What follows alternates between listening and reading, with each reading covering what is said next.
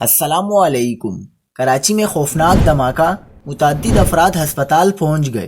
Police مقابلے میں 2 ڈاکو ہلاک، ایک اہلکار شہید۔ کیا آپ حالات حاضرہ سے آگاہی حاصل کرنا چاہتے ہیں؟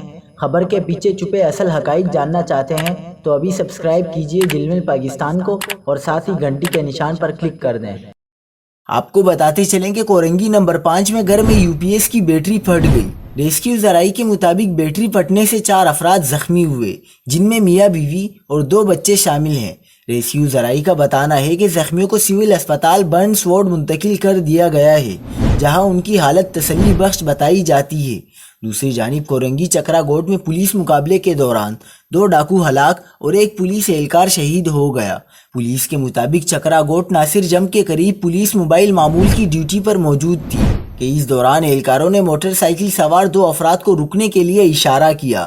پولیس کے مطابق ملزمان رکنے کے بجائے گلی میں فرار ہو گئے، جس پر گلی میں پولیس کا ڈاکوؤں سے فائرنگ کا تبادلہ ہوا، جس دوران 2 ڈاکو ہلاک ہو گئے۔